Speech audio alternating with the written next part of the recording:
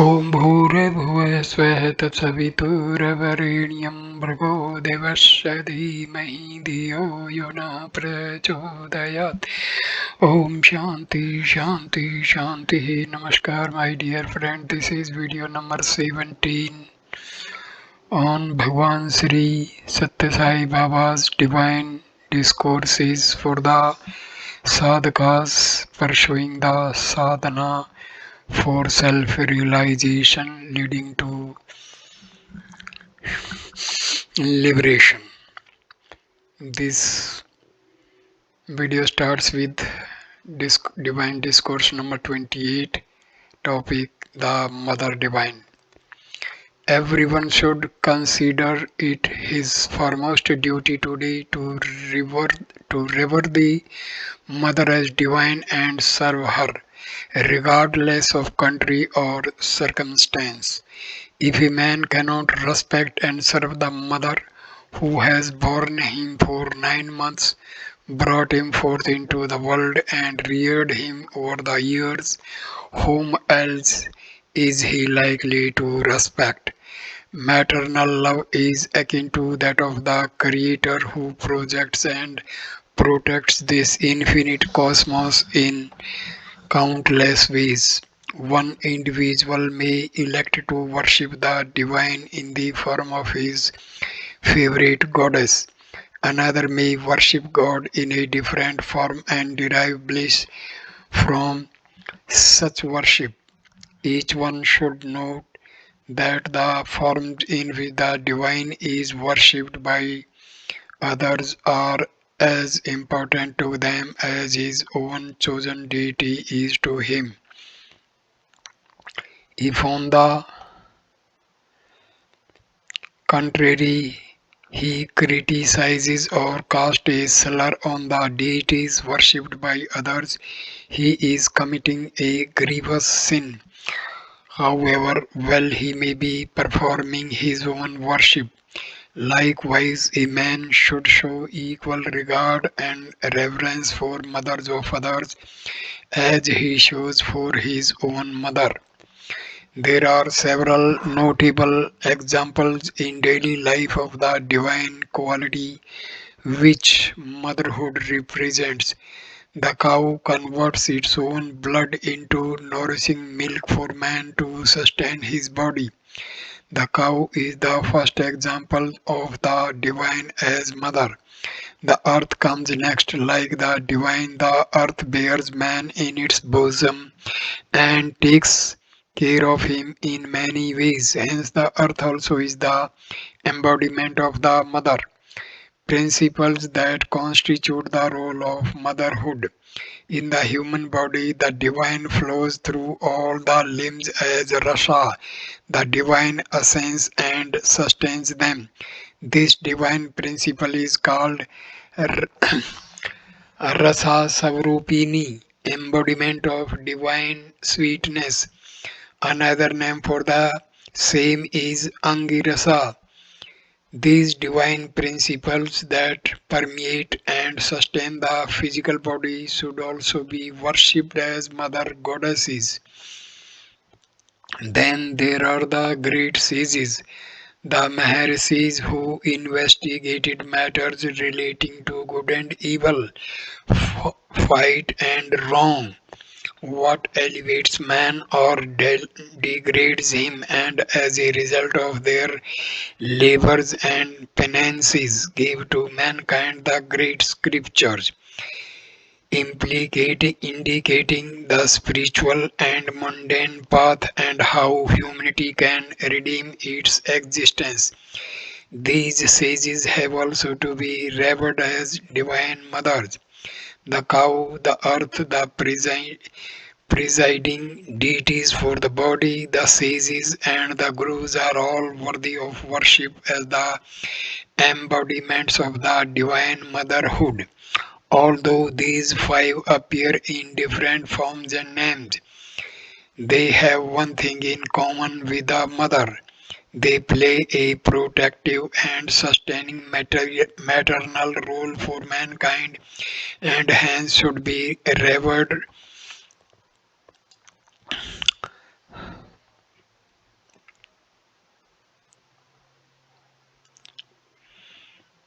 and worshipped as divine mothers. Conversely, the mother of every child displays in relation to the child the attributes of these five entities.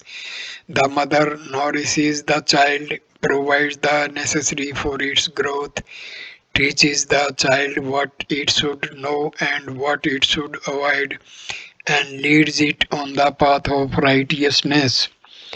The powers of Durga, Lakshmi, and Saraswati. The life of a man who cannot respect and love such a venerable mother is utterly useless. Recognizing one's mother as the very embodiment of all divine forces, one must show reverence to her and treat her with love. This is the true message that the Navratri, the nine-night festival, gives us. The Supreme Shakti manifests herself in the form of Durga, Lakshmi, and Saraswati. Durga grants to us energy, physical, mental, and spiritual. Lakshmi bestows on us wealth of many kinds, not just money, but intellectual wealth, the wealth of character and others. Even health is a kind of wealth. She grants untold riches to us, and Saraswati bestows on us intelligence, the capacity for intellectual inquiry, and power of discrimination. The Navratri festival is celebrated in order to proclaim to the world the power of the goddesses. One's own mother is the combination of all these divine beings.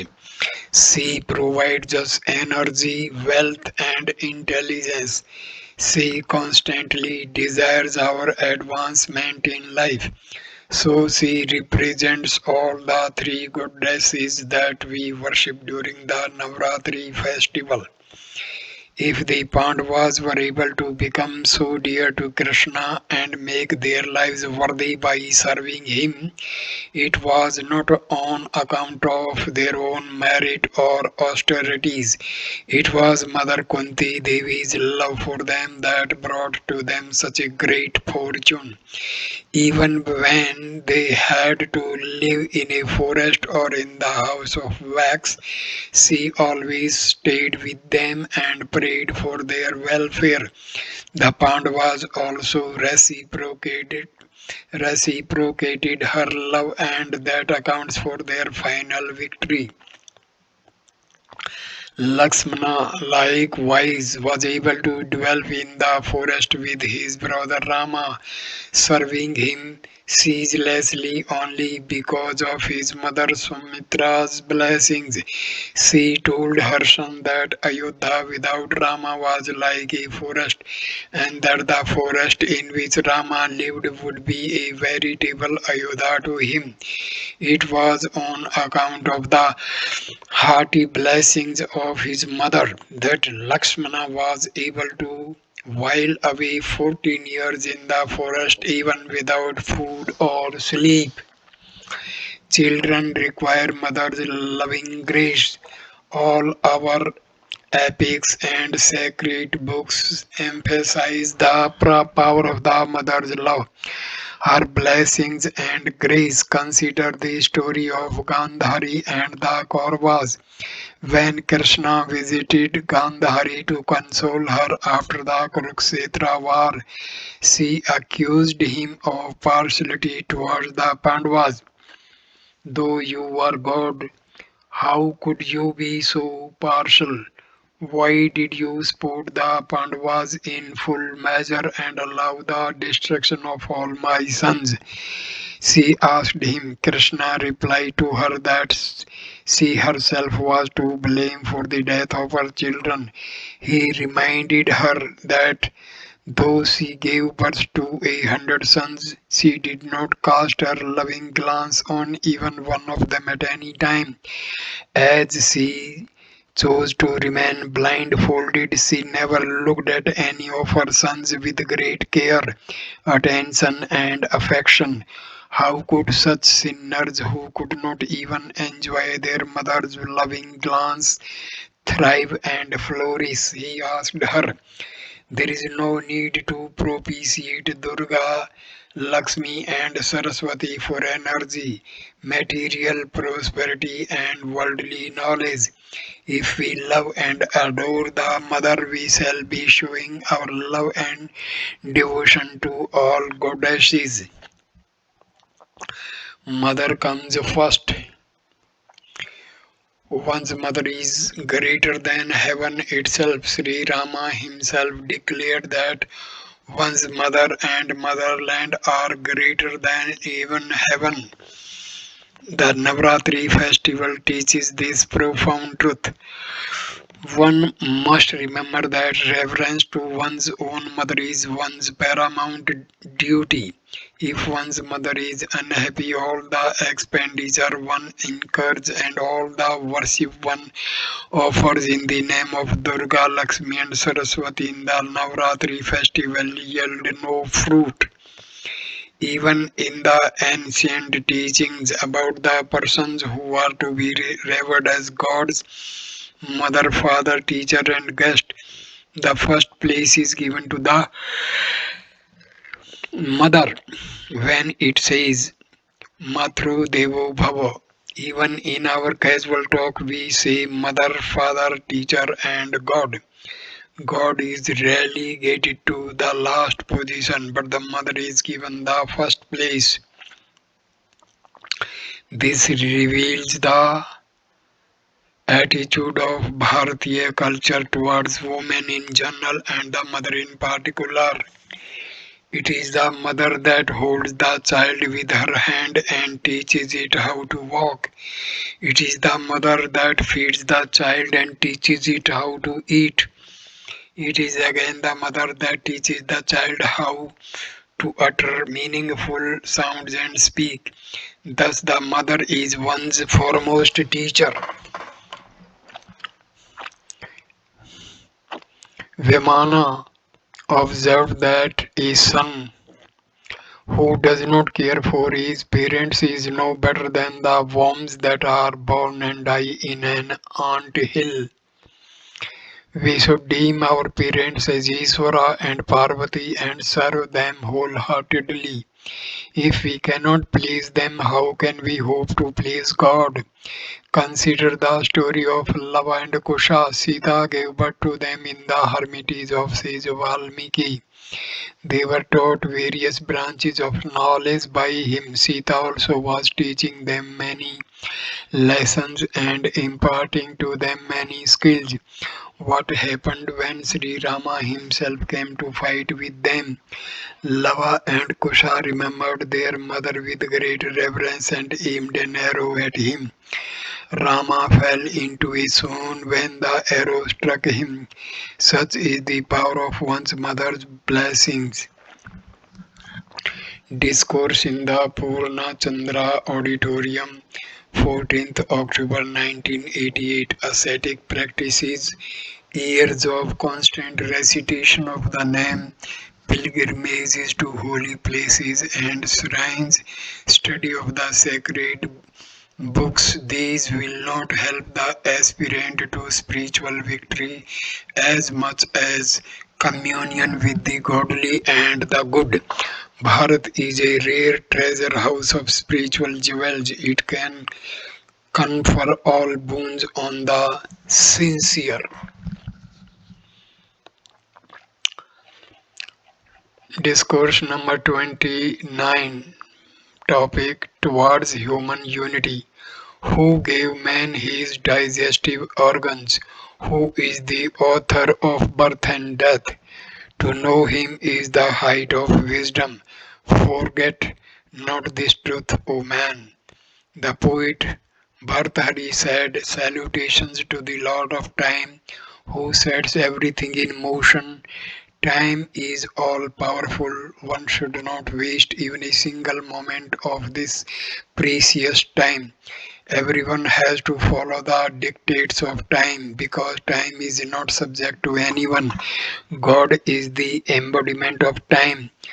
Through good deeds, one should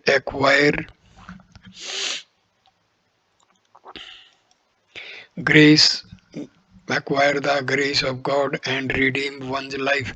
Bharat, Bharatiya culture, which is world renowned, whose message has reached all corners of the world, which has withstood the vicissitudes of time and circumstance, which has remained unchanged through eons since the beginning of creation, bears testimony to the eternal verities. Yagas and yajnas, ceremonial offerings, and sacrificial rites reflect the image of this culture. What is yajnas? It is not merely bringing together 10 Rithviks, scholars who perform rituals, getting them to recite the four Vedas and to perform homa, make offerings to various deities in the sacrificial fire. Every act done by man as an offering to God, offering all the fruits thereof is yajna. Whatever action one does, whether big or small, should be regarded as being done to please the divine. It may be a sacred or a secular act. It may be for the benefit of the world or hereafter. It may be binding or liberating. It may be material or spiritual. Whatever be the nature of the action, it must be dedicated to God. Everything in the cosmos is permeated by the divine. Every individual is a perceptor. Every man is Ritvik. Everyone is an embodiment of the Brahma, the Supreme Spirit. Everything in the cosmos is permeated by the divine. It is this truth that was proclaimed by the Vedas when they said, Antarbahischa Tat Sarvam Vyapya Narayana Sititaha. The Lord Narayana is present inside and outside of everything in the universe. Why then is man unable to recognize the omnipresent divine? The Upanishads enjoined man to offer the fruits of all his actions to the divine as the means of realizing the divine. In what form can the divine be experienced? The answer is Satyam Jnanam Anantam Brahma. The Brahma is truth, awareness, and infinity. Truth is not mere factual accuracy regarding any event or object. This is the truth in the worldly sense, but truth in the spiritual sense transcends the categories of time and space and remains unchanged always. This transcendental truth has to be inscribed in the heart. It is in the light of this truth that man should pursue the journey of life in the world. What is Jnanam? Jnana, spiritual knowledge, refers to the Chaitanya, higher consciousness, and not to knowledge of various kinds. It is consciousness that inspires man, permeates trees, and animates even the smallest insects. Saint Tyagaraja sang about the cosmic consciousness being present in the ant and the Brahma, in Shiva and Vishnu, in the form of supreme love. To experience this all pervading consciousness is to experience the divine. God appears to man in the form envisaged by him. This consciousness is Anantam, infinite. It is omnipresent in whatever form he is worshipped, whatever conception one may have of the divine, whatever feelings one may have towards the divine responds in that form and image to confer joy on the devotee.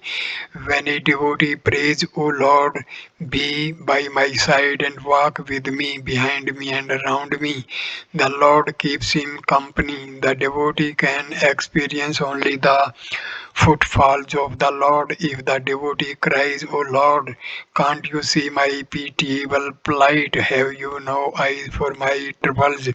Only the eyes of the Lord will appear before him. When a devotee prays, can't you hear my lamentations, O Lord? The divine appears to him only as a pair of ears.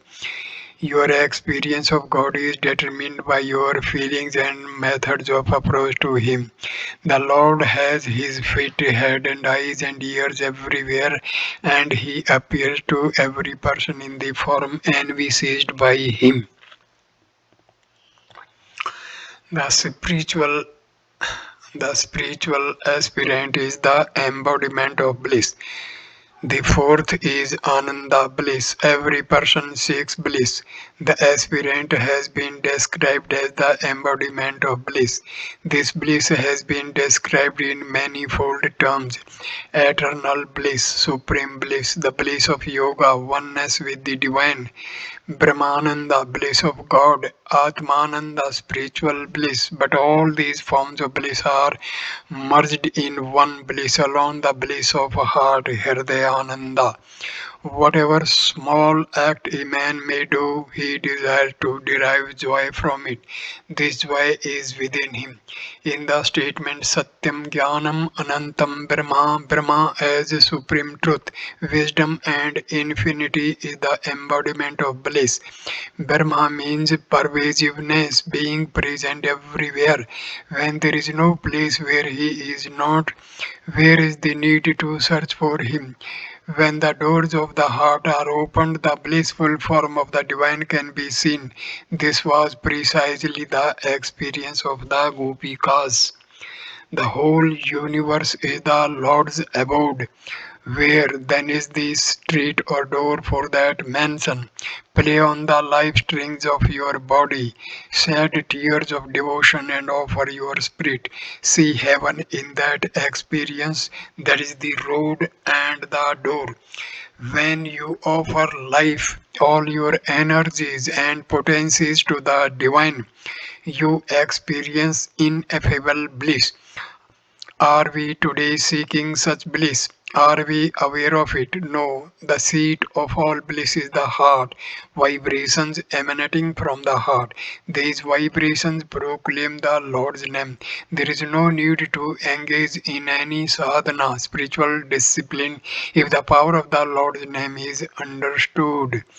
The three powers embodied in the name Rama. Tulsidas declared that there are only three powers that matter in the world: Krishna, Bhanu, Himakrathe, Agni, fire, Surya, the sun, and Chandra, the moon. These three are eternal witnesses. These are essential for everyone, whether he is a theist or an atheist, a yogi or an Epicurean, a renunciant or a hedonist. Without fire, the body will get cold and perish. Without the radiations from the sun, no energy or vitality can exist in man. Solar rays are essential for the survival of plants or human beings. Equally, the moon is essential for existence. Human birth is the consequence of past sins and ignorance. It is necessary to destroy sins, eliminate ignorance, and achieve peace and serenity in life. Agni, the god of fire, will burn our sins to ashes. The sun god destroys our ignorance. The moon cools the agitations of the heart. These three are embodied in the name Rama. Ra plus A plus Ma. Ra represents Agni, fire god. A represents Surya, the sun god. Ma represents Chandra, the moon.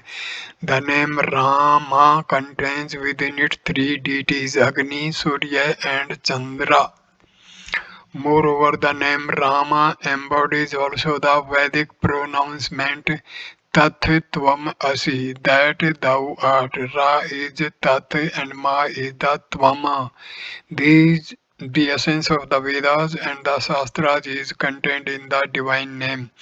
The supreme significance of the name Rama is borne out also by Sankhya Shastra, the science of numerology.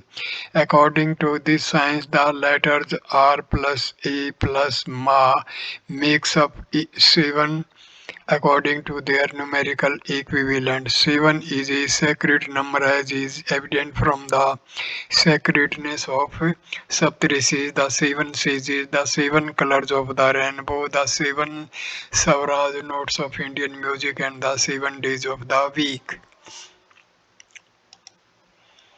Meaning of Saptaha Yagna. To Today we have completed the Saptaha Veda Purusha Jnana Yajna. What does Saptaha Yajna means? It is the offering of the seven sounds within us to the divine. The completion of Yajna is described as Sampati. Sampati means Brahma Prapati, attainment of Brahmic consciousness. The 7-day Yajna is performed for this purpose. These 7 days have sped like minutes. What is the reason? It is because the 7 days were spent on thoughts of the timeless divine and in the activities dedicated to the Lord who is beyond time, that we also transcended the limitations of time. If we devote all our time to remembering God, time will cease to be a burden. Kala kala pra prapannam kala kim krishnayati. If we take refuge in the conqueror of time, what can time do to us? When we enshrine Kala, the Lord of time, in our hearts, we become the masters of time. How is this to be done? The easiest means is chanting the name of the Lord. Community singing by an assemblage of devotees is to be preferred.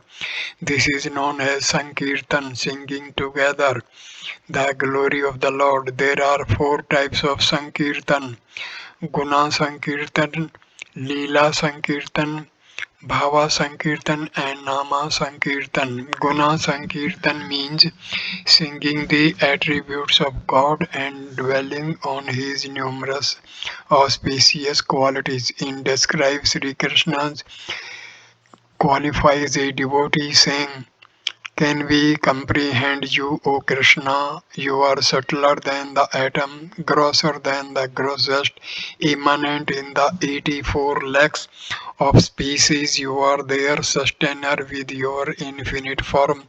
How can we ever know you? While describing the Lord in these ways, occasional doubts may arise. If He is in the minutest atom and the vastness of space, why can't we see him? The cosmonauts who circled the earth might have doubts about the presence of God, but there is a difference between the instruments employed by them to explore the space and the mantras through which God is experienced. God is the embodiment of mantra and not a yantra, mechanical contrivances. Leela and Bhava Sankirtan. In Leela Sankirtan, the devotional songs glorify the Leelas, the extraordinary sports and other miraculous deeds of the Lord, and the different ways in which the Lord delights and tests the devotees. The Lord's ways cannot be easily understood. He makes one devotee weep and he wipes the tears of another. He turns an ascetic into a pleasure seeker and libertine into a saint. He excites craziness in one and removes lunacy in another. These baffling sports of the divine are the theme of the songs in Leela Sankirtan. In Bhava Sankirtan, the devotee's innermost feelings find expression in song. These feelings are in different kinds. Bhishma exemplifies the Bhava feelings of peace and contentment. Arjuna exemplifies Sankhya Bhava, the feeling of friendship. Hanuman is an example of Dasya Bhava, the feeling of service. Yasoda displayed Vatsalya Bhava, the feeling of maternal love. The gopis exemplified Anuraga Bhava, the feeling of endearment. Radha revealed Madhura Bhava, the enjoyment of the sweetness of the Lord. Among the different bhavas, Madhura Bhava ranks supreme as it is the state of ecstatic enjoyment of the Lord's name and form in all its sweetness. Difference between Kirtan and Nama Kirtan. Except in Nama Sankirtan, the chanting of the name, the other forms of Sankirtan are liable to give rise to doubts and difficulties. Hence, in the Kali Yuga, the easiest and safest form of Sankirtan is Nama Sankirtan, community chanting of the names of the Lord. This will not give rise to any doubts or excite emotional disturbances. As one goes on chanting the names, he experiences an inner joy which is indifferent to praise or blame. The constant repetition of the name of Lord should lead to an imprinting of the name on the heart. This can only happen when the heart is softened by love of the Lord. The difference between Kirtana and Sankirtana is that the former relates to chanting by the individual in privacy, while the latter relates to community singing. In Sankirtana, all the participants experience joy in common, hence it is superior to Kirtan. When the joy is confined to a single individual, many devotees who will never venture to sing aloud will join in a community singing spontaneously without reserve. A miracle at Dharwar. In this context, I may recall what happened at Dharwar many years ago during my visit to the Karnataka University. That university was completely dominated by Veera Saivas, fundamentalist Saivites.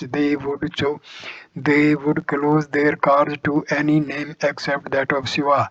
I began my discourse in Kannada. My Kannada was sweeter than the Kannada spoken in Dharwad. In their linguistic attachment, they were immensely happy when I spoke in Kannada. It is my practice to end every discourse with a community bhajan.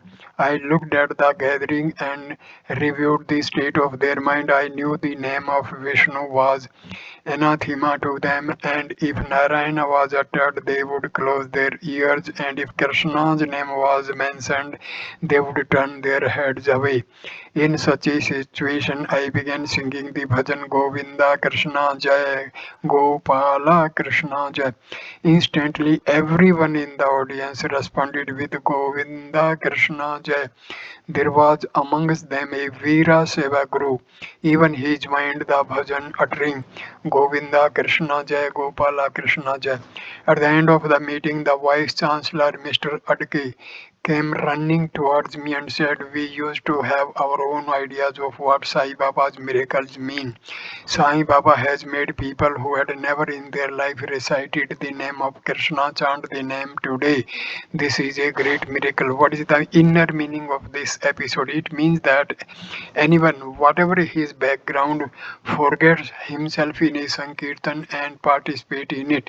Only the divine name can make one oblivious to everything and immerse himself in the joy of chanting the name. Learn to go through the problems in life with the name on your lips. Transcend differences, embodiments of the divine. Having come here, there is only one thing which is most vital for of you to recognize and understand. Forgetting all differences of race, religion, caste, and creed, disregarding considerations of class and community, you must feel that all of you are children of one God. Our race is only one, the human race. We worship only one God, God. Our caste is only one, the caste of love. Our language is only one, the language of the heart. When you recognize this oneness, eschew all differences, and fill your heart with love, you will be able to redeem your lives by constantly chanting the name of the Lord. That name will help you accomplish anything. It will fill your life with peace and happiness. It will enable you to rid yourself of the likes and dislikes. The supreme quality of man is love. Develop love so that you may get rid of attachments and aversions. Thereby you will be sanctify your lives. Discourse in the Purna Chandra Auditorium, 20 October 1988. So thank you for watching this video. Please like, comment and share the video. Subscribe the channel. Next video number 18 will start with the divine discourse of Bhagwan Sri Sathya Sai Baba number 30, and topic will be inner significance of festivals. Thank you, my dear friends. Namaskar.